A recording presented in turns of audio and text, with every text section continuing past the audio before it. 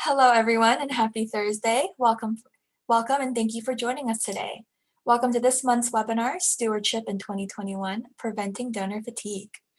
My name is Christine Kim, and I am the project coordinator for the Fundraising Academy. I will be your moderator today. Before we get started, a couple of notes. This webinar will be conversational with the opportunity to ask questions during, as well as a 30-minute Q&A following the presentation. Please submit any questions that you have in the Q&A option of your Zoom control panel. The chat function can also be used during our community shares, where you may share your ideas with your fellow attendees. In the days following the webinar, we will be sending out an email with a link to access the slide deck and the recording to view again at your leisure. You've got a cause, learn how to fund it. At Fundraising Academy Cause Selling Education, we enhance fundraiser skills so they can develop and sustain donor relationships to advance their cause in today's growing giving landscape through a proven contemporary curriculum presented by world-class nonprofit fundraising leaders. We want to recognize our important affiliate partners who provide training and education to fundraisers nationally. Check out the map to find an institute in your community. Now, I am very pleased to introduce today's presenters. First off is Tony Bell, the Senior Director of Office of Program Administration. Tony is a trusted and award-winning social enterprise leader celebrating over 20 years of diverse nonprofit experience. Serving organizations across the United States and internationally, Tony's stellar reputation is the result of an undeniable passion for social change, proven creative strategies, and uncompromising commitment to excellence. Tony is also joined today by Tracy Allensher, Director of Philanthropy for the Multiple Sclerosis Foundation. Tracy is a certified fundraising executive with more than 30 years experience in nonprofit management and runs her own consulting company specializing in fund development, event planning, and donor relations. Her career highlights include serving as South Florida Executive Director of the Cystic Fibrosis Foundation and Director of Major Gifts, Operations, and President of Broward Health Foundation. Welcome, Tony and Tracy. Thank you so much for being here today. Pleasure. Thank you so much, Christine. What an awesome introduction. Thank you so very much. And Tracy, there just are no words. I'm so grateful that we have this opportunity once again to collaborate and share some of our experiences with the folks that are on today's session. Thank you so much. Of course. So again, today is all about stewardship and follow up that fosters loyalty.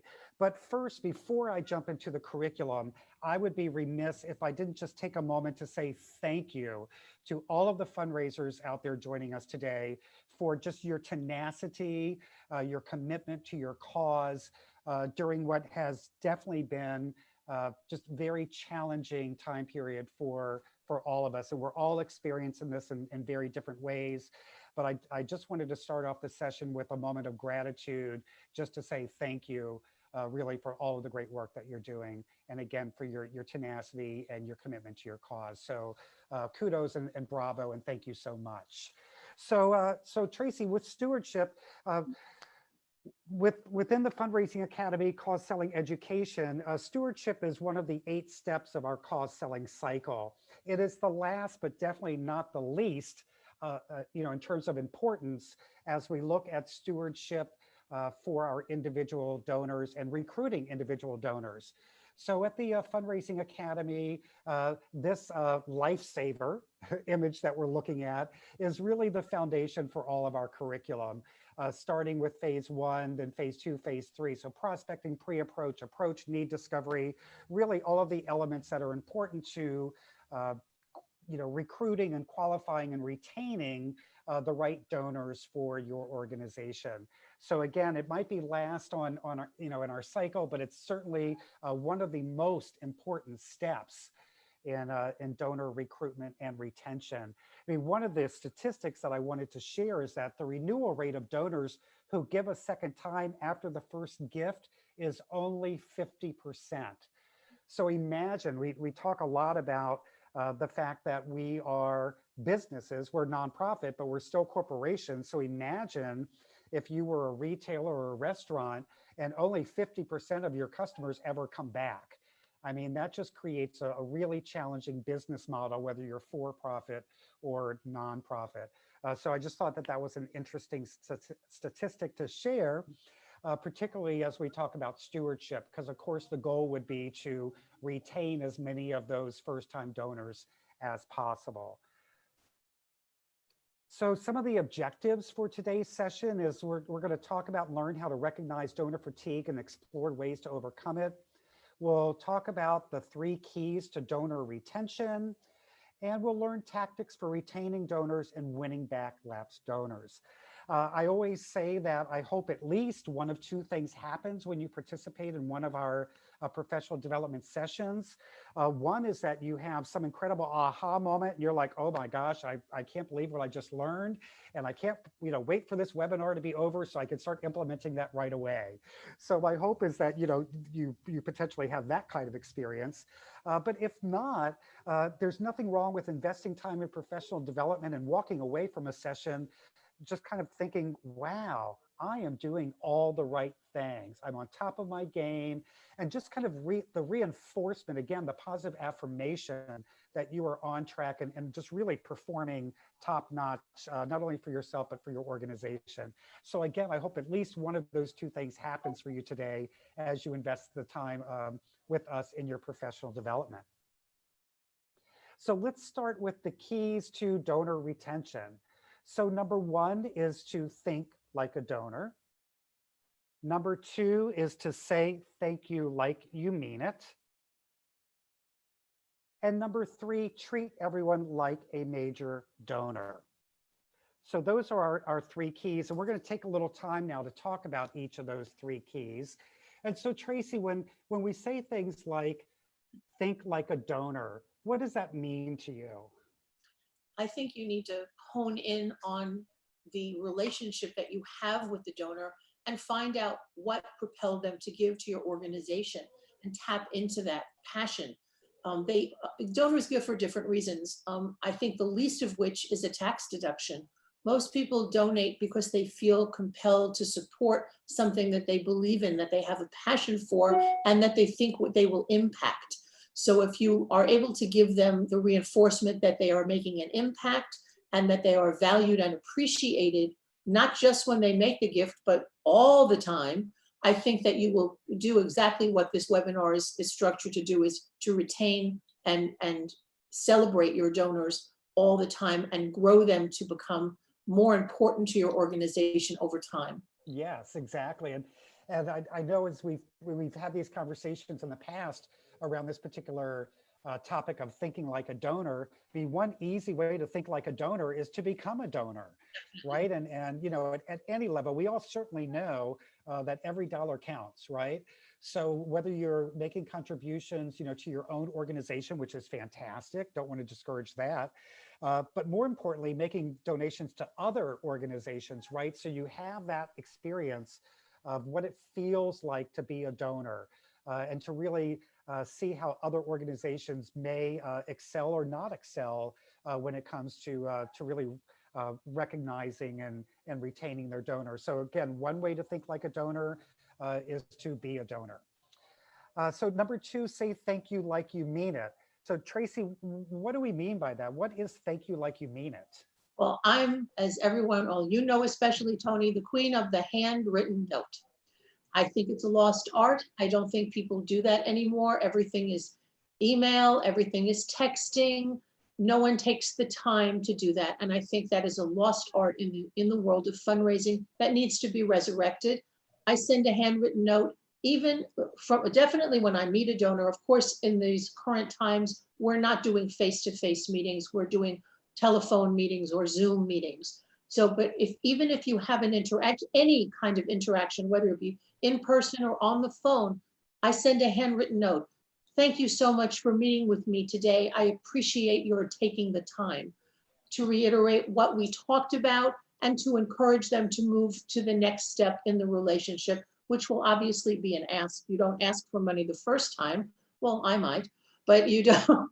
You set the stage, and the handwritten note is always a surprise, and people really like it. And I can't tell you how many people have called me after I've sent a note saying, wow, I don't ever remember the last time that happened. Thank you so much. When can we get together again? So they work. Yeah, well, and I think that that's a great example. I mean, when we say thank you like you mean it, I mean, certainly receiving a handwritten card indicates that you meant it, that you really invested the time Yes. in that messaging to your donor. The other thing I like sharing around this particular topic around saying thank you like you mean it is that sometimes uh, we're just not in the mood. Right. I think, Tracy, there was something I might have shared in some other conversation we had around this. Yes. We're not robots. And some days we're just better positioned to write a thank you like we mean it than we might be another day. I mean, again, when I started the webinar and talking about, the pandemic and the landscape that we're all living in right now is very different for everyone. And so it may be hard for you to sit down and hand write a letter, a thank you like you mean it, if you've got, you know, four, four homeschoolers, in fourth, fifth, and sixth grade, right? It just might be hard to find that. But so I say that to encourage you that even if you've put it, even if you've marked out specific time, on your schedule to to send acknowledgments or write handwritten notes. If you're not feeling it that day, then move it and really do it on a day where you feel like the message that you're sending can really be conveyed, because our frame of mind in doing this is also really, really important. So then the last one of these three keys is to treat every single donor like a major donor. And there's really good reasons for doing so.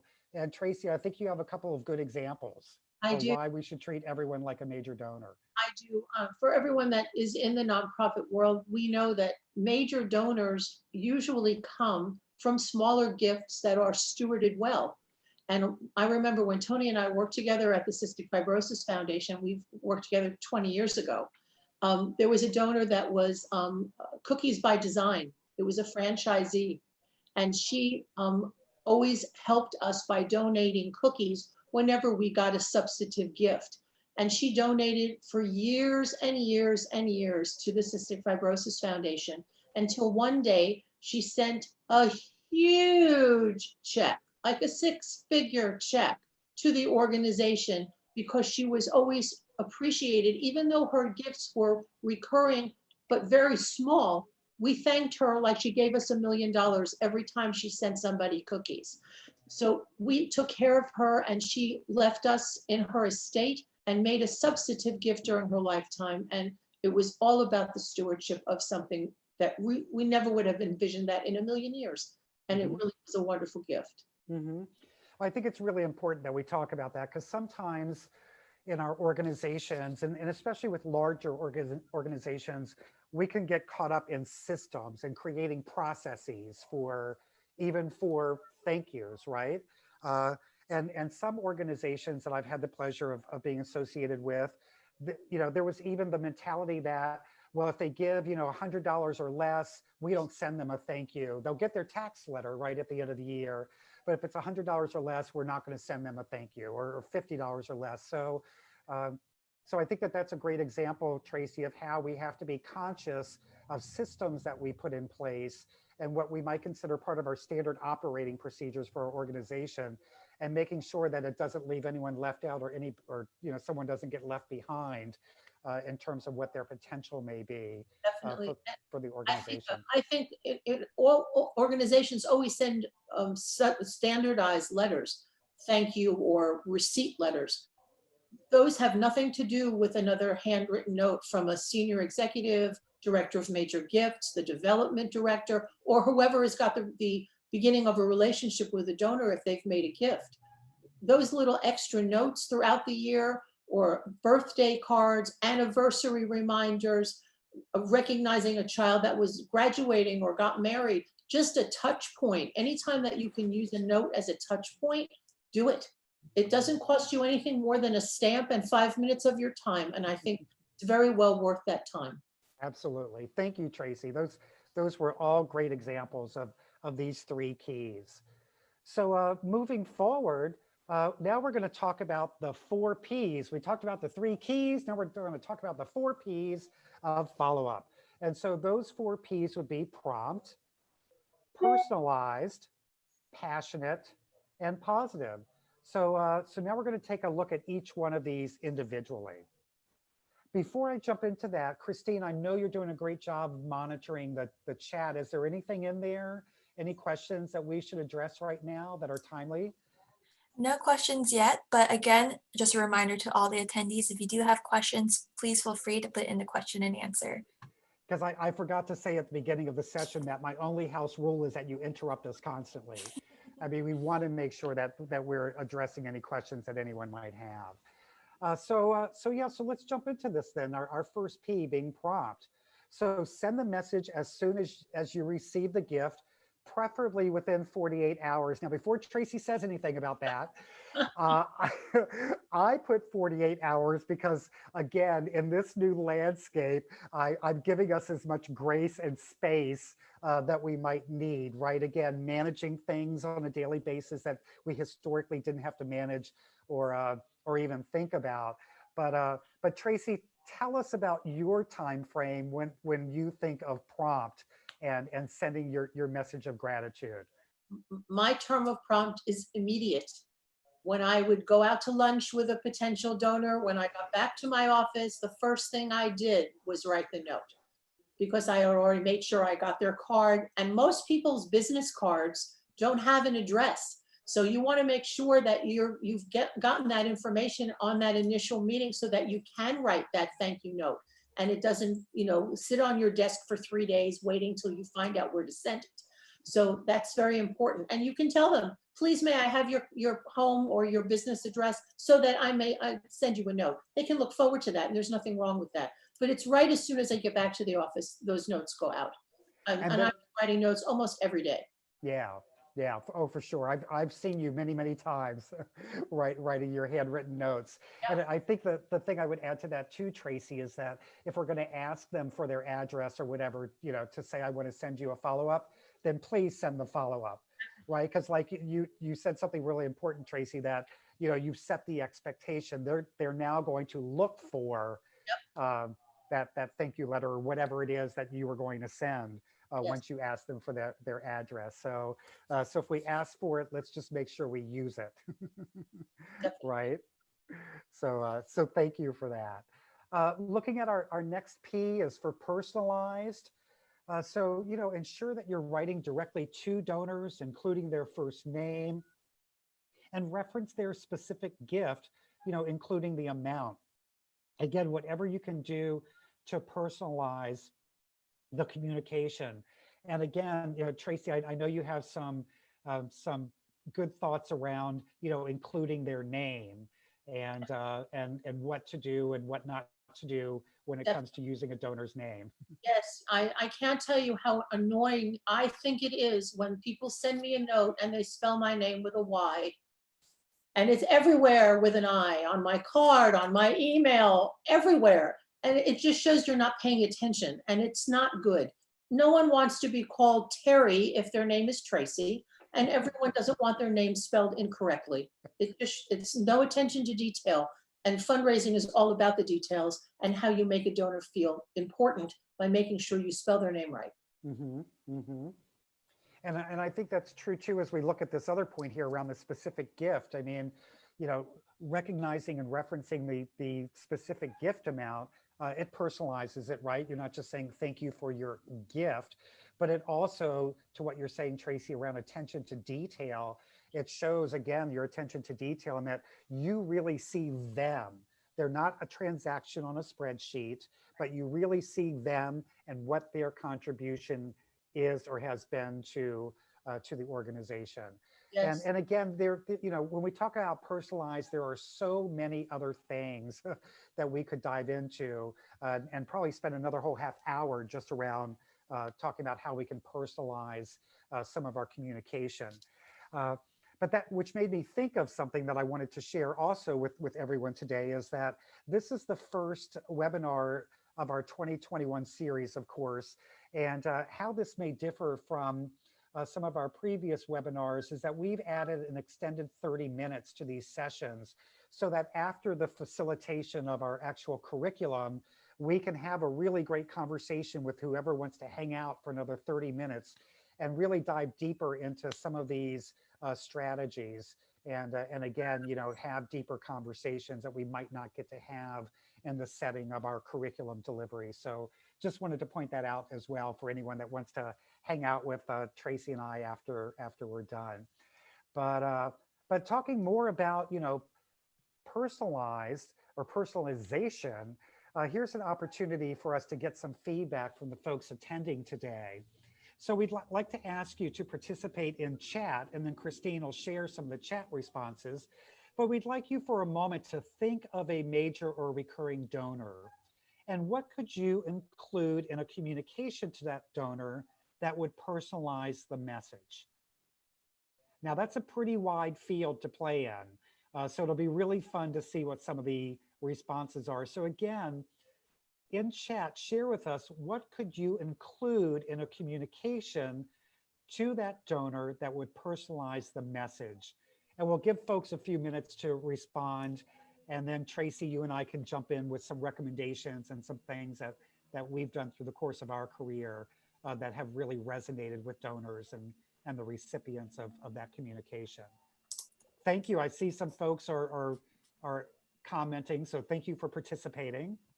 We have a lot. So some Oh, yeah. attendees are saying, I review acknowledgement letters in the Word document online and personalize the content as much as possible. I put the transactional information about the gift in the footer of each letter.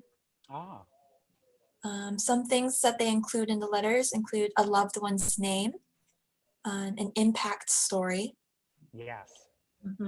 If it's a standard thank you letter, adding a personal handwritten note at the end of the letter. Always. Absolutely. Yeah, always. Tracy and I both always. And no auto signatures ever. Blue ink. I know. So you're hearing it. I'm giggling because Tracy was the executive director and I was a development officer when we worked together. And I remember once sitting with a stack of like 250, thank you letters, and I hand signed every single one of those letters. So I know Tracy has a really strong opinions around that, and strong opinions because she's seen the impact that has. And then Christine, real quickly around the person that mentioned an impact story. Later on in the session, we're going to talk a little bit about what makes an impactful thank you letter and some of the elements. And that's certainly, an impact story, success story is certainly one of the things we're going to talk about. So back to you, Christine. What else are folks saying? We have another attention to detail. If this person said for a recurring donor, you could add something saying you've been a monthly donor since X years, or thanks for supporting us as a monthly donor for X number of years. Really highlighting their history. That's great. This person, they send coffee beans from their campus coffee shop along with their letter. Let's see. I'm sure that's very popular. Adding a lot. We have a lot of recommendations for adding personal notes. So personal for their spouse, their kids, their family, and acknowledging their parents and their role in raising other individuals that they may have met. Let's see. The amount of the last gift, date of last gift, and impact of that gift, along with a personalized story. Someone included adding a photo of the community that they have impacted, photos of the program. A lot of people also are including check-ins, questions, asking how they're doing within the letter. Absolutely. Oh my gosh. And I'm so glad that someone brought that up. Again, in this landscape that we're all living in, we really need to start every interaction with our donors, from a place of empathy and, how are you? How are you doing? I just think it's especially, again, in today's landscape, starting any interaction with some place of empathy is so important. So a few more, and then I want Tracy to add in some of what she would recommend. Let's see. There's one again that says, if we've had a conversation via either email, phone, or in person, I always reference that discussion and that conversation within my letter to them. Great. And then again, someone mentioned that in addition to any electronic thank you, they would send a personal in the mail as well. So they'd send both forms. Excellent. Great. Tracy, what do you want to add to that? I know when I worked for Broward Health Foundation, we were in the process of building a children's hospital. So any of the donors, it was a $20 million capital campaign. And any of the donors that gave substantive gifts, we would send actual pictures and thank you letters from the children in the children's hospital. You know, thank you so much for building me a special place. And it was just very well received. And the donors really loved that, that personalization and that touching. And we did that on a regular basis. And the children were very instrumental in thanking our donors whenever we could do that. And also our board members, whenever we got a substantive gift, they got not only a note from the foundation, but also from me and from the board chair or anyone on the board that might have facilitated that donor to step up to a major gift. Anybody, all those connections we brought together in the note process so that they really felt appreciated from all those different places. That's great. I mean, we often talk about, fundraising as a team sport. And it's not just about the win, right? The touchdown and getting the gift. Yes. The acknowledgement and the stewardship is also a team sport. Yes. So I think it's awesome how you recognized or shared rather some examples of the importance of that. I wanted to, the coffee beans made me think of something that I wanted to share. For any of the organizations that are joining us today that have some type of social enterprise, connected to their organization, anything that you can do to maximize that by, again, getting the coffee beans into the hands of the donor is a great way to show appreciation. But then to also open up their eyes around the quality of the products that your organization are putting out into the market. I think it was the beginning of December, I got a box from our local 4-H here in Broward County. So I'm a 4-H kid. I grew up on a small tobacco farm in Southern Maryland and grew up as 4-H and Future Farmers of America, which may shock you today, but that was my upbringing, and I wouldn't change it for the world. So I've always been passionate about 4-H and know the value that 4-H brings to communities, especially rural communities. So I've been a financial contributor to our local 4-H, in a small way over the last few years. But in December, they sent me a box, and it was a box of the most incredible items made. They have what they call made in Broward. So it was these eucalyptus and lavender soaps and lotions and dish soaps, and just beautifully packaged in this, in this box. So one is, I didn't even know that they had that kind of product available, right? Through their Made in Broward kind of brand. So it was a great thank you for a donor. I mean, I really appreciated receiving it and really thought it was above and beyond. Are they getting another gift from me? Yes. Is that gift probably going to be elevated? Yes. But more so, what did I do? I went online and ordered like 12 of those and had them shipped across the country to family, for the holidays. So now I'm addicted to these soaps that I have to have. And I will continue to buy this, this product from them. So, so I received the gratitude. I thought it was above and beyond, but I also saw the quality of the products that they're producing and putting out in the market as a way to help raise money for their organization. So if you're in that kind of space and have those types of items to send, to personalize or to show recognition, I would encourage you to do so if it makes, I find, good financial sense. But again, everybody now is smelling like eucalyptus that I know, because they all have received these incredible soaps and lotions. So let's jump into the third of our 4 Ps, being passionate, so warmly conveying gratitude, again, explaining how the funds will be used to stoke the passion that prompted the contribution. And here someone mentioned it earlier, right? It's also useful to tell feel-good stories or provide specific examples. You'll see as we go through the curriculum that there are just some recurring themes, right? It's not necessarily that it's redundant, but it's just recurring themes, again, around the intention of your communication, being authentic, being passionate, and being um, being warm, around your messaging. Again, if you carve out time every week or every other day, specific time to sit down and write thank you notes, and if for whatever reason your headspace isn't in it, retool that and go back to it in a time where you really can be really intentional and genuine in your gratitude messaging. But Tracy, what else would you say around, being passionate? I think also tooting your organization's horn to your donors. They want to know, if you've gotten an award, if you were recognized for fiscal responsibility or for being the first ever, anything like that, anything public that you can share with your donors, do it. Even if it's just an electronic email that you send on a distribution list to some of your top donors just to keep them engaged.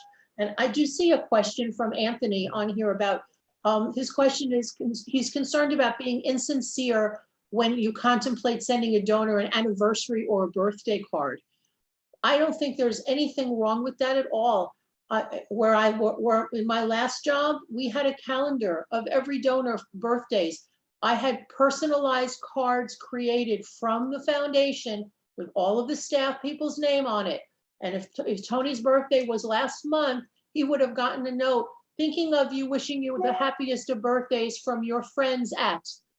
Did that all the time. It just makes you more personal and less transactional and monetary driven.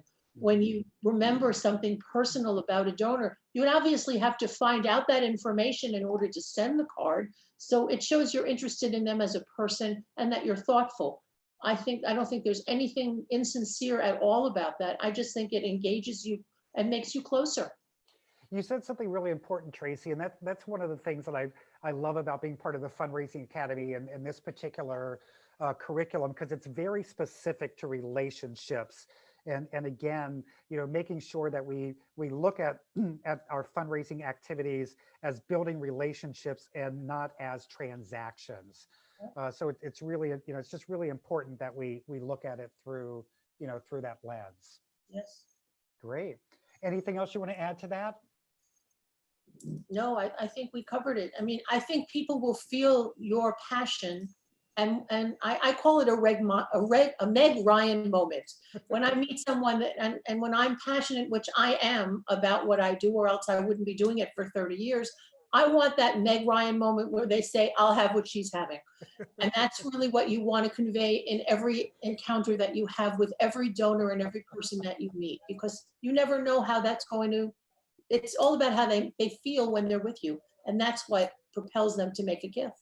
Right, exactly. And the other thing I wanted to say around that, not feeling genuine. I mean, the hope is, and the way that we've structured our curriculum, when, step one is being the prospecting and the pre-approach, and then, the needs discovery and handling, presentation and handling objections, that, this pathway sets you up to where you're at a place with this donor before you even ask for a gift that you know them. They know you. There is a relationship that has developed. So I don't think that they would ever look at receiving a birthday card or a condolence card or an anniversary card, that they would see that as being anything other than genuine, because you've invested that time in the relationship. So Christine, I saw you popped on here. Did you have something you wanted to share, some questions? Yeah, we just had a couple people asking, how would you find out your donor's birthday, or how would you find out those important dates for you to reach out during those times? Ask them. I mean, it's very 80s when you say, what's your sign? But what's wrong with asking someone their birthday? You didn't ask them their age. Just curious, when is your birthday? Our black tie gala is in May. When is your birthday this year? My birthday's in September. It's conversational. It's something you should have in their donor profile so that so that if you do want to do monthly recognition of your donors by their birthdays or anniversaries, you've got a database already built in. You just add them to it, and it becomes an automatic thing that you do. And you can even preface it things like, part of our organizational culture is to celebrate birthdays. Right. And so, I'd love to know what your birthday is, just so that we can include you in our organizational celebration. Right. because it's just part of our norms to celebrate folks' birthdays. So I Perfect. think there are ways to position it to get you the information. But of course, if they're like, I'm not telling you, then they're not telling you, and that's okay. That's fine. That's fine. And then lastly, for our four Ps, of course, is remaining positive. Make your donors smile, feel glad they gave, and feel proud of the organization. Let them know they are now entering into a long-term relationship with a community of supporters who share similar passions. So what would you say around this, Tracy, around maintaining positivity in your stewardship? As I said, anytime that there's anything noteworthy, share it. Don't keep it a secret. If any of your board members are recognized in some way, share it with your donors. They're part of that culture. They're part of the organization. They should know every good thing that happens, no matter from what direction. Share it. Yeah, excellent. And the other, the other thing I'd like to point out here is recognizing kind of what comes along with the territory of being a fundraiser, right? Or being an executive director or CEO of a nonprofit, or being a fundraiser development officer for a nonprofit. Depending on your community and the size of your community, I know for me, raising money here in South Florida, just because of the size of our community, I mean, I felt like I had to turn it on the minute I got up until the minute I went back to bed, right? If you go to the grocery store, whether you like it or not, you may run into a donor or a potential donor. I can tell you, I went to the dry cleaner once, dry cleaners, and ran into a major donor. So it's not just about, the positivity in our written communication or part of our stewardship, but just the fact and the realization that, in our roles, we are the peppy, perky people, right? So because we're passionate about the work that we do, we're excited about making the changes that need to be made in our communities. So staying positive is just part, hopefully, of our natural DNA, but certainly something that helps us to be successful in our roles. And again, it's one of those unique careers where really I have felt like you turn it on and you're positive from the minute you get up until the minute you go to bed, Right. because you never know where that existing or potential donor interaction may occur. Yes, I met a donor on an elevator. He was carrying golf clubs. And I said, "Oh, you play golf?" He said, "I'm doing a charity tournament in the next 2 months. May I send you some information? Would you like to join us?" Yup, on an elevator. You never know. I always carry business cards. There is nothing unforgivable if you don't have business cards. You never know who you're going to meet. And don't wait to give them yours. Take theirs so that you can be proactive. So nice to have met you, and we have lunch. Yeah, exactly. Thank you, Because I have Tracy. all this great stuff I want to tell you. Positive. Right. No, exactly. And I would, it's funny because we say things like, and have lunch, um, which is possible in some communities. Not every community right now Oh, is yeah. under such restrictions that those types of convenings and opportunities aren't available, right? They're still available in some communities. And so I only share that with the folks joining the call is, it's not that we aren't sensitive to the fact that there's a pandemic and many communities are in lockdown, and going to lunch is something that we would all just love to go and do someday.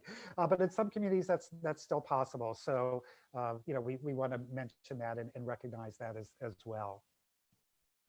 So let's see here. I was just checking our time. So next we're going to jump into, and we've talked a little bit about this already, an exceptional thank you letter and what that looks like. So just to kind of, read off some of these. So of course, an exceptional thank you letter feels like it was written for you. It does not ask for another gift. It does not ask for another gift. It does not ask for another gift. It does not ask you to do anything else, tells you how your gift is being used, is signed by a prominent person or not, we'll talk a little bit more about that, in the nonprofit and is sent promptly as possible, given your circumstance. So let's jump into this a little bit more, Tracy. So pick your poison here, whichever one you want to talk about, or just in general about what you consider, to be an exceptional thank you letter. Well, I think first of all, the prompt is the most important. It needs to go out immediately. And this thank you letter is once you've gotten a gift. There are all the thank you letters that coming up to the gift, but the one for the gift definitely should make sure the name is right. You articulate exactly what it is they donated. Thank you for naming the pediatric wing of the Children's Hospital at. Very specific. Exactly what it was they gave, how transformative, how outstanding, how amazing. Think of every possible superlative you can think of. It goes in that note because you want them to open that note and feel like you've elevated them right up to heaven, because that's what they did. They've done something fabulous. You want them to know what the gift actually, how that will impact the community, what it means to those that we are serving. And absolutely send it from the person, the best person, or the person that secured the gift is the person it should go from. And then if there's someone above that person, they should be sending that person a note or picking up the phone and thanking them directly. Either way, but the handwritten note is definitely very important, and it needs to be coming from the right person. And there's no such thing as too many thank yous in our profession. No matter how many times you thank somebody, it's going to be appreciated because it should come from different places and over again. Great. Christine, do any of our attendees have any comments that they've shared in chat around an exceptional thank you letter? I know we touched on this a little bit in some of the comments, right? Like someone had said, they always add, if it's, a template thank you that's generated. Because when I mentioned all those letters I hand signed at Cystic Fibrosis Foundation, I definitely made sure that at a minimum, in that empty space in the lower right-hand corner of the letter, at a minimum, I hand wrote thank you. At a minimum, I at least hand wrote thank you on every single one of them, if not some more detailed kind of acknowledgement. So, so I know we touched on some of this, but has anybody said anything else? We did have one question on, is there a limit on how often you should send these updates and these handwritten notes? Like, is there too many? Like, could you send too many emails or letters? Well, I mean, I think as far as the noteworthy information, you should only be so lucky in your organization that you have so many noteworthy things to share with your donor constituency. I think that'd be a blessing if you could be able to do that. And as far as in too many handwritten notes, I think if you have a relationship with someone or you become friends, I guess at some point you don't need to thank them for their time. But if you meet someone 2 or 3 times in the course of maybe 3 or 4 months in the hope of getting a gift, there's nothing wrong with putting a little note in the mail. Loved seeing you today. Thank you for helping move this gift forward. Looking forward to meeting you again, or to the tour that we've set. Whatever it is you've set the next expectation for, put it in a note. It's just a reminder you're with them. You can't overthank someone. I don't think you can. No, I agree with you. I agree with you. And there's lots of opportunities and all those little touch points to to be more personal or add little fun anecdotes. So for example, Tracy, like, I think about times like it was so long ago, when you could go to a restaurant and have lunch, but when you go to a restaurant and have lunch and you would send that thank you and say, thank you so much for joining me for lunch. I might even put something like, by the way, heard that restaurant is now doing a BOGO on Wednesday night for all their entrees, right? So, so just little things like that, that again, just make it a little more meaningful and a little more personal. Great. Anything else there, Christine? Or if not, I'm going to move on. We had one question come in that just said that they've had a lot of transition in their organization and they're a little behind on sending the thank you letters. So how late is too late? Because they're still trying to send them out. Forgive my tardiness in sending you this long overdue thank you note. Address the fact that you're late. and apologize. So sorry I'm late, but wanted you to know my heartfelt thanks is still there. Yep. You I need to be human, and that's fine. Yeah, own it, own it. I mean, one of the cornerstones of the work that we do, or around the work that we do is maintaining transparency. I think you earn a lot of credibility in being that transparent. I would also do things like, I don't know, you may be able to tell this from me, but I'm like, I love exclamation points. So I like things that are just kind of like, but I would even start sometimes, that letter might start, wow, exclamation point. Time sure does fly, when you're trying to solve the issues that our organization is solving. That being said, you know, I apologize that this communication wasn't sent to you as timely as I would have liked or as you might have expected. But, just setting it up to where you're almost making them giggle before you're doing the apology. It's like, wow, time sure does fly, where you're trying to change the world, right? So just, maybe a little comic relief if you think that that's appropriate. I see one in the chat that's a really good one. It says, is there a rule of thumb for how often you revise the text in standardized thank you letters? Yes, you should do that, especially if you're an organization that's been around a long time. Please don't send the same standardized letter every year. So at the beginning of the year, I would look at all your letters, but in the way that I used to do it is I pull up the last thank you letter that I sent to the donor and then work from that to revise it and update it so that the wording was not the same. Obviously, the format would be the same in the name, the exact, the gift, the purpose, all of that, but make it more personal and definitely change it up. You don't want them having a collection of standardized letters. It shows you have no thought. Right, right, exactly. Okay, super. So we're going to go ahead and move along then, because we've been talking so much. Again, time flies when you're trying to change the world, right? So the hour is just zooming by here. But we wanted to talk about really, maximizing your current donors, because again, very similarly to when you think about employees and staff and team members, the cost of having to replace a team member is so much greater than trying to retain an existing team member or employee, right? The same thing holds true for donors. So gaining a new donor can cost as much as 5 times more than, keeping an existing one. And why do we want to keep donors, right? Why do we want to keep them and maximize those relationships? Here we have just 4 very simple examples of that. One is referrals. We hope that our existing donors are so passionate about the work that we do that they want to offer referrals and encourage others in their network to give to an organization that they're equally passionate about. Obviously, retention. I mean, that's what this whole stewardship conversation is about, right? Is retention. Reputation. Maximizing current donors and keeping them involved and informed increases your reputation in the community. They are your best brand ambassadors, right? A donor that just feels really connected to your organization and feels valued. And then, of course, the other natural one is just the ongoing revenue that you can realize from making sure that you're good stewards of these relationships.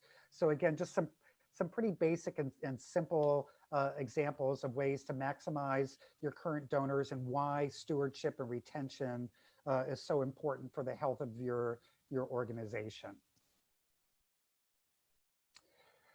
Winning back lapsed donors, I know a lot of organizations struggle with this. You can only affect what is under your control. And the reason we say that is because, there are many different reasons why a donor may not come back to your organization. And it's not always driven by, whether or not you were good at the stewardship of the relationship.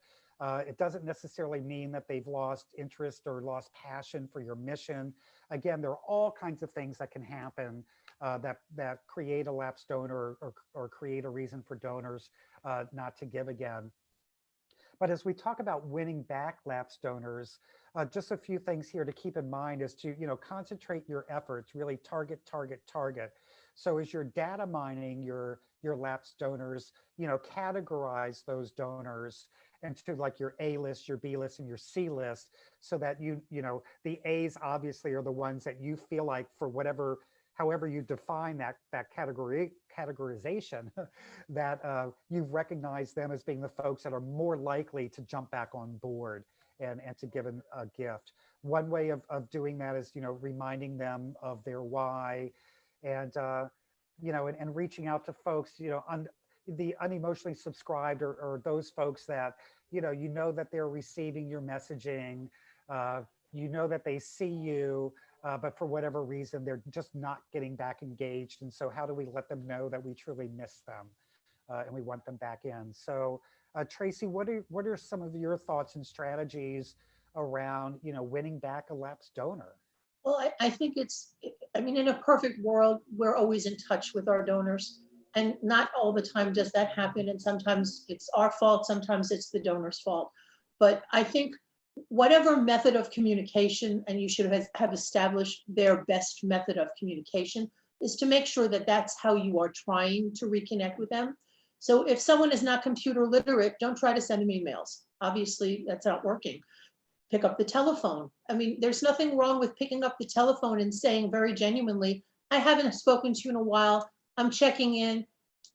Please, if you leave a message, please call me back. I'd love to, see what's happening and tell you what's happening with me. More personal. Or a note, if that's a better way of communicating with a person.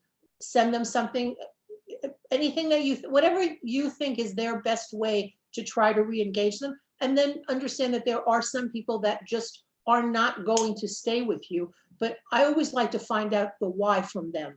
Mhm. Did I do something? Can I fix it? And be willing to do whatever it is you need to do to fix it if they're telling you that there's been a mistake. Mhm. So that's very important, that you own it and that you fix it so that you don't do it again, and that you show them that they are valuable and that you want them to be heard. Mm-hmm. And certainly in this new landscape that we're living in, we're perfectly poised now to engage lapsed donors through this, Yes. this communication of empathy, right? I was doing some work. I saw something and made me think of you, and so I wanted to give you a call and just really see how are you and your family, and is there anything you need? Really just right now leaning into again to the empathy and just touching base with folks. You never know, right, Tracy? That lapsed donor may not have anyone else in the world to Yes. touch, touch base with them. No one else in the world that shows any care or consideration for what they may be going through. So we have a real opportunity here to really help folks feel engaged and seen. Yes. And again, more than ever, I swore I wasn't going to say that, but more than ever, leading with empathy is just so important in the work that we're doing. Definitely. I see that every day. Mm-hmm. Yep, absolutely. Super. So a community share, again, just a quick opportunity for our attendees to jump in and participate some, is thinking about the different ways that you engage with different donor types, and maybe just share in the chat, one of these donor types and how you engage with these donors. How do you engage with a first-time donor? What might you be doing differently with a first-time donor than with a long-term donor? Event sponsorship, I've always felt like this is such an opportunity, not only event sponsorship, but, event attendees. How do we, the company bought the table of 10. Now, how do we get the 10 people sitting at that table, to get engaged in the organization long-term, right? Beyond the great meal that they had or experience that they had, even in a virtual setting. I've seen lots of great virtual events happening, where meals are being delivered to people's, door at home, and everyone's getting, on Zoom and having some incredible experience. So let's hear from a few folks there, and then we'll move along with our last piece, which is kind of talk about, what do you do with all this great information? And then we'll roll into our roundtable. Amazing. So we have some great ideas on how to engage donors in the chat. For new donors, we have some suggestions on a handwritten welcome to the family letter. Love that. First-time donors also, from this person, say get a call from a board member welcoming them. An event sponsor They always say how much they were able to raise at the event and then thanking them for being part of it. Super. Let's see. We also have kind of a question here in terms of engaging donors, where this person has a very small development team, about 1.5 full-time employees, and they have over 5,000 donors annually. So how would you suggest in showing respect and connection and when it's not quite possible to really treat everyone as a major donor? What do you think, Tracy? Wow. I might try to segment it out and just try to touch as many as you can in a week. However you do it, either a phone call or even if it's just even an email, create distribution lists and send it out, bulk that way, but at least they're being touched and communicated with. And whenever you have the opportunity to do something more personal, as I said, segmenting out your donors to try to do that, I think that's a really great thing. One thing I wanted to mention that always worked for me, especially when I worked at Cystic Fibrosis, because we were very event driven. We probably did 50 events for a year. Every weekend we were working. But whenever the event was over, of course you thank the sponsors and you thank the attendees. But when I used to look at our auction donors, a lot of people gave substantive money in the auctions. Those were the people that I reached out to because I had all their contact information because they signed up. I would reach out to thank them personally for their $1,000 or $5,000, whatever they gave. And a lot of times I turn those people into committee members for the following year's events. And that engaged them even more fully into the organization because they were stakeholders and they were donors. They were both. So that's another hit list, if you will, to increase your donor base by reaching out directly for that reason. Yeah, excellent. And maximize technology, right? You can do such, an amazing 10-second video, right on your phone. I know, pardon me, it's an Android, not an Apple for anyone who's going to judge me. But again, the technology is there, the quality is there. Film an organic, just sit at your desk and film an organic, 5 or 10-second clip. Yes. And send that out. So there's lots of different ways. I know it's, we talk about all of this and it all sounds great, but when you've got, 1.5 people managing a 5,000 person donor list, it can be overwhelming. So that's where you really do need to lean into systems and technology to help you, touch those folks. One of the barriers for me always around thank you letters, not so much from an initial gift, but the ongoing stewardship. I'm not afraid to say has always been the envelope. Like just the printing of the envelope seems like such a chore to me. So a lot of times, I would carve out time in my schedule and pre-print, for current donors, like 10 or 15 envelopes, so that when the time came for me to communicate or send them something, the envelope was already done. So I took care of what was a barrier for me in terms of process and getting those out. So this is all great stuff. I can't thank our participants enough for their contributions to the chat and the conversation.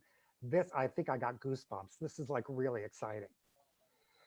So real quickly around tech and data, right? You can't remember everything. So just, be mindful of where you're storing donor data, what donor data are you capturing, how and when are you reviewing donor data. So, some organizations are managing donor data on a spreadsheet. I get that, that's better than nothing. But there are all kinds of donor management tools out there for, as little as $20 a month, depending on the number of records that you put into it. Some communities have capacity building grants through community foundations that will provide you with the money for multi-year subscriptions for some donor management systems. But just really think about, as you're thinking about succession planning for your organization, where does this intellectual property reside? Really lean into where are you storing this donor data? Again, what are you capturing? And how often are you reviewing the donor data? So that's kind of where we're at in terms of our, our curriculum for today. So just kind of, in summary, the goal again is to build long-term relationships, not to receive a one-time donation. Again, this is all about relationships, not a transaction. You can reduce attrition with the 3 keys that we talked about. Again, say thank you like you mean it. Uh, and fostering donor loyalty is an ongoing activity, right? We talked a lot about what do you do to recognize and say thank you for a specific gift. But Tracy spoke a lot about, the touch points in between the gifts, right? Because hopefully we're talking to our donors more than when we just, want to activate a donation, right? And our donors sense that. I know I do. It's if I get something from an organization I contribute to, but I only get it once a year when it's an ask for money, I don't feel so warm fuzzy about about my donation. I have to be super passionate about the cause to still want to contribute to an organization that treats me that way as a donor. And then, like I said, some of this may need to be systemic based on your organization. You may need to put processes in place to stay on top of some of this. So, just make a plan and follow it.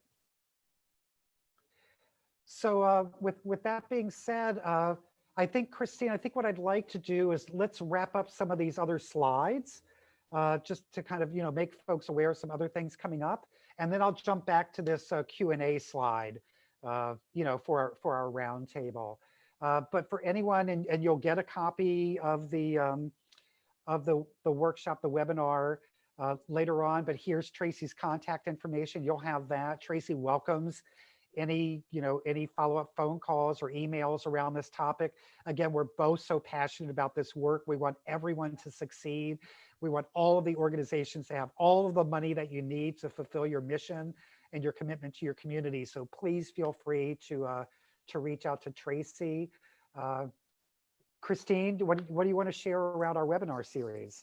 Yes, I'd love to. I'd love to share a couple announcements before we go into answering all the wonderful questions that everyone has been asking. So I just want to say that you can visit our website to view a list of all of our upcoming live webinars, as well as an entire list of our on-demand video library. So all of the past webinars are listed on our website for you to access. And don't miss out on our next webinar, which will be on February 17th. It'll be Inside the Mind of a Donor, a cause chat with philanthropist Laura Gallinson, and you can register today. I'd And also, Laura's really awesome. You'll yes. learn a lot from Laura around the mind of a donor. So anyway. Exactly. And then we'd also love for you all to join us for our online interactive user summit. You can find out new strategies and learn how schools, organizations, and our other partners are implementing both Fundraising Academy cause selling education, and from our other partners, Harmony SEL and Inspire Teaching and Learning in their communities. If you're not available for all days of the summit, you can register at no cost for any of the sessions that you are available to attend. So registration is open. Yeah, there's never a fee for any of our professional development that's offered out of our 3 programs directly from our headquarters in San Diego. So before we jump into the roundtable discussion, for any of folks that need to jump off, just again, thank you. Just not only for joining us today, but again, for all that you continue to do to add value to your communities and to further the causes that you clearly are so passionate about. So, thank you again for joining us today. Christine, anything else you want to say, with regards to thank you and kind of wrapping up the curriculum part of our session? Now, I would just like to say thank you so much for everyone who have been so engaged in this webinar and adding in your ideas and sharing what you and your organization are doing. I think it's just amazing that we are able to share ideas with each other in this community. So thank you to everyone for everything that you're doing. And of course, Tracy, also, thank you so much for joining us today and sharing your experiences. I mean, again, I know the incredible work that you do in many ways, with fundraising, but certainly have seen and witnessed the success that you have with stewardship and really just maintaining and growing the relationships that you have. So thank you also for joining us today. And I don't know that I've seen a chat blow up the way that I've seen the chat blow up in today's conversation. So again, I thank you all so much for participating. So I'll just move back to this slide, Christine, for our Q&A session. We've got another 25 minutes that we've committed to our attendees today, really, again, to take a deep dive into some of the questions or comments that they might have. So I'm going to try and be quiet because I've talked too much. And Christine, why don't you lead us through that Q&A? Yeah, so we've gotten a lot of different questions throughout the webinar, and just a couple more general questions for both you, Tracy and Tony.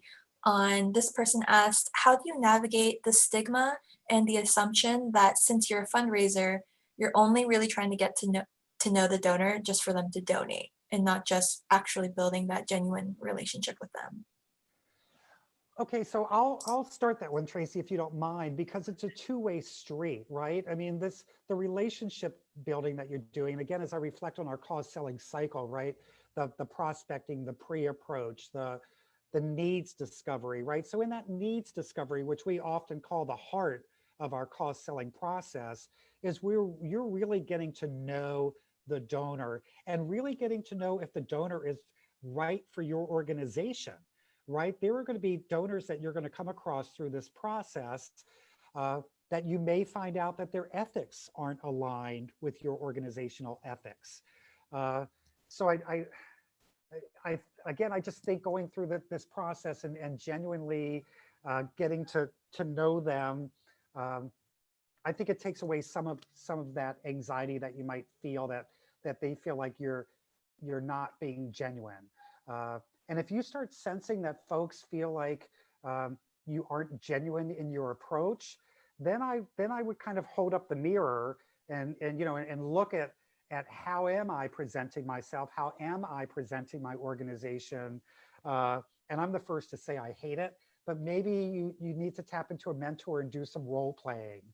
Maybe you need to have someone video you in this conversation. So those are just some things that I would throw out there. What do you think, Tracy? I think that if you're making a date or a time to meet with a potential donor, it's like going to a doctor. They know why you're there. It's not a secret. It's not a secret what I do for a living. I'm fueled by passion, and I'm inviting them to share that with me. So it's all in the way that you present it. I make no bones about the fact that at the end of the day, I want a relationship with this person, and I want them, first thing, I want a relationship with you, and I want you to support the cause that I'm so passionate about, and I want you to join that passion. And I can say that in the first 5 minutes. And what does that do? That's my approach. I'm very direct. You either love that or you don't, but I have to tell you, it's been working for me for 30 years. People know exactly what they get with me. They get straight and they get honest. So they trust me. And it's about trust also. Because if I want to engage someone in a project and I really know that this isn't the right project for them, I'm going to say, you know what? This one isn't the one for you, but one that's coming up, I think is a better fit. May I tell you about that? And I think that's really the way that you enter into a relationship with honesty and transparency and be exactly who you are and expect that they will be exactly who they are. And that's how the relationship will move forward. And I also think that we have a responsibility as fundraising professionals to do whatever we can to lift up the sector as a whole, right? So even though we're having conversations with this individual about our specific mission, at the end of the day, we want to encourage philanthropy, right? Hopefully we're encouraging philanthropy that's going to drive a donor to our mission and what we're doing. But for the greater good, hopefully we're at the end of the day just driving philanthropy, right? Hashtag making philanthropy happen, right? Is really what we're doing, whether they're giving to our cause or another cause. Yeah, and if they have a good experience by something that you've done to enrich their lives in that way, they're going to come back to you and remember that you helped them.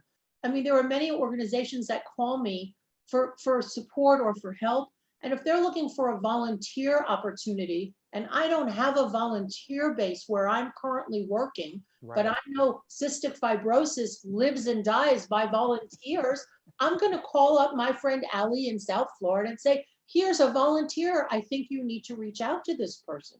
So it's all about the relationship building and the growing the philanthropy. You're absolutely right. Great. We have another more general question as well, where this person, they are a chair to a board that is new to fundraising. And most of them are very scared in approaching people and asking for money. So they're asking if, do you have any suggestions on how to get started? Yeah, so yeah, the fear of the ask is super, super real, right? And folks, uh, yeah, folks shy away from that. So again, there are different ways of positioning, their activity, right? And there are different roles that board members can play in fundraising. So if you have a board member that has an incredible network, but that's afraid to ask, then their real value is connecting you to their network, right? They're opening doors for you. They're making introductions. They're giving you referrals. So they're participating in the team sport of fundraising, but they don't have the anxiety of having to make an ask, right? Tracy, you said something really important earlier, uh, which leans into this very nicely, in that I never thought about, well, I did. When I first started doing fundraising, I was terrible. And I took everything personal. Like if I heard no, I was like, oh my gosh, wrong cologne, wrong hairstyle, wrong suit, right? Like what was it about me that, I'm getting all of these no's, right? And in most cases, it wasn't about me. That it was about, about something else. And Tracy, go ahead and jump in here and share. Well, I mean, I think it's all about the way that you position yourself. I think boards are very important. Not all boards are fundraising boards, although in my mind they should be. But I always like to do partnership asking.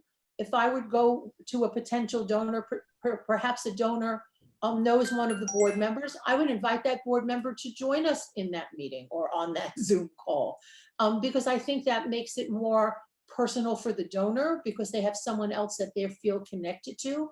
I always liked partnerships. I think that's a good way of doing that. It also makes them feel more engaged and not alone out there. I think that's very important. And the more that they find success in the ask, the more they're going to do it and they're going to get better at it. And they're going to get very empowered. And very soon, it's going to be very natural. And people feel and people can sense that uneasiness. There's nothing, no one can be offended by being asked for either advice or for money. You can't offend somebody like that. So, and I always say asking for advice isn't always a wonderful segue into asking for a gift. You're starting a new project, you have a donor that's given to something else. That doesn't stop them from giving to another project. Maybe they have a suggestion of a friend that might be more interested in heart than the initiative that they worked on, which was cancer. You never know. It's all about that communication and that information sharing. People love to be consulted. Very Yeah. flat. And I think another part of that question was kind of resources. So Board Source is a resource that's out there. They've been around for a long time. I went through Board Source training. They have great tools around activating your boards. So I would really lean in. I mean, there's lots of great resources across the country, but I mentioned Board Source particularly because I've had the pleasure of experiencing some of their curriculum, and they just have really top-notch folks engaged in board development and board work. So I would take a look at their website and see what resources they might have as well. Mhm. What else, Christine? Going back to the beginning of the presentation, we have a question on handwritten notes and thank you letters, but this person is wondering, would you reference the gift amount in both the handwritten note and the thank you letter if it was already in the first thank you letter? Why not? No, I don't see a reason why not. There's nothing wrong with that. It just makes them aware that you know exactly what they gave. And that it's not just a form handwritten note, it's a personal handwritten note. So yeah, I mean, the more personal stuff you can put in it, the better it is. I mean, I'd love to get a note from someone that I'd want to save. That's the goal at the end of the note, that you want them to save it because it touched them in some way and it didn't end up in the G file in the garbage. That's the purpose of a handwritten note in my world. And I save handwritten notes. There's a box of them right here on my desk. And when I'm not having a good day, I go back to some of them because some of them really touched me. And I know that I made a difference in someone's life. That's what the goal at the end of the day when you send that note. So that's what you should keep in mind. Yeah. And then we did have a question on, would you change your wording at all if it was a donation that was an in-kind donation versus a monetary donation within a note?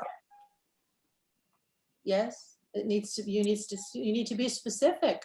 Thank you for your in-kind donation of a computer for our office. You need to articulate whatever the gift was. Was it $100 or was it a computer? It's just, you have to be specific. Yeah, and again, it kind of goes back to what we were saying about, you know, thanking everyone regardless of the size of the gift. I think that's true too here, you know, in terms of the type of the gift, whether it is, you know, in kind or a monetary contribution.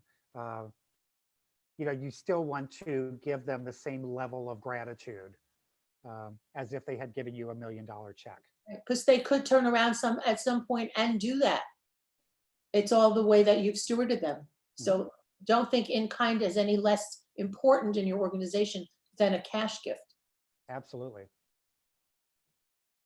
And going off of the in-kind donations, this person is asking, would you approach donors in a different way, or how would you have a different relationship with them if it was only in-kind gifts that you were going to ask for versus monetary? So I think I think I'm loving these questions, by the way. This is like really good stuff. This has always been my approach. So Tracy, it'll be interesting to hear your approach. Typically, you know, again, we're talking about individual donors. We're not talking about, you know, going to a jewelry store and asking for an auction item, although that could be a whole nother, you know, session and how we convert them and all of that kind of stuff, right? Typically with an individual donor, my goal is a monetary commitment to the organization. As I'm getting to know the person, I may or may not find out, or, you know, the hope is I'm going to find out whether or not that can be realized right through my needs discovery conversation with the individual. They may say something where it triggers something in my head that says, okay, I'm not so sure I'm going to get a cash donation, but I know they're the CEO of this electronics company. And so maybe I need to start shifting my thinking based on what I've learned about them and move my lens from cash to in kind. So that's, I always approached it, you know, looking for cash and then shifting to in kind if it looked like that's where they would feel best about their partnership. Just if I felt like that's where the real win-win is in kind. But that's just, and again, that changes based on the individual, but that's always been kind of my strategy. What do you think, Tracy? I agree. I think you need to address a donor on their terms, and you need to do the dancing and the adjusting, not them. So if it's an in-kind gift could potentially be an estate gift. They've got to leave their money somewhere. That's a conversation for someone who's not able to give you cash today. That doesn't mean they won't sign an estate intention form, and 25 or 50 years from now, they could still be supporting your organization. So you need to look at a donor in a more global way, but however it is that they want to support you, you need to thank them over and over again and appreciate whatever it is that they're giving to you. I don't think the thank you is any different in kind or cash. Of course, you hope for the cash, but it could be in the long term. So you need to look down the road also. Thank you both so much. It looks like those are all the questions that were asked during this Q&A. But before we close up, I'd just like to ask both you, Tracy and Tony, if there's any like key takeaway or one nugget of wisdom that you'd really like everyone to leave this webinar with. And Tony, I'll start with you. Oh my gosh. So let's see. So when I really started being successful in the work in the nonprofit sector, was when I really started embracing who I am and understanding me and what drives me to do this work. To where I was at a place where I felt like when I met with a donor, I was bringing my true authentic self, not some version of me that I thought somebody was going to want to see, uh, but really just bringing my real authentic self to the table and to the conversations. I think once you get to that place, and my wish is that folks get there sooner than later, because it feels really good when you get there. uh, but once you get to that place, all of the other things that might worry you around, is this going to be perceived as being genuine, or is it too much? I think that those go away, because that it's your authentic self that they're seeing and experiencing, and not some version of yourself that you feel like they expect to see. And not that doesn't mean we have to sometimes pivot our social styles and our styles with folks. We do all the time, but shifting your style of communication doesn't mean that you have to stop being who you are. So that would be my golden nugget. Thank you. And then Tracy, do you have any last parting words? I totally agree with what Tony said. I think that if every day that you wake up and you present the passion that you feel for what it is you do, it's I love that expression, work like you don't need the money. That's how I try to live my whole life. But my best advice would be, first the thought, then the feeling, then the action.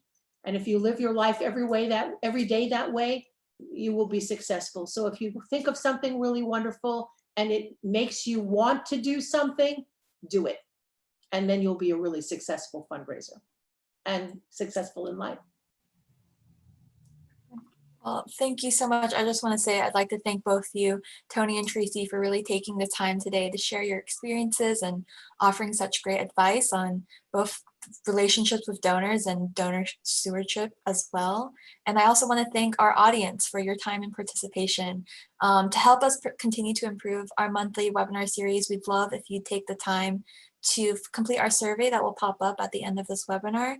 We always want to make sure that we're providing useful and great curriculum for you all in the community. So we hope you all are staying safe and healthy.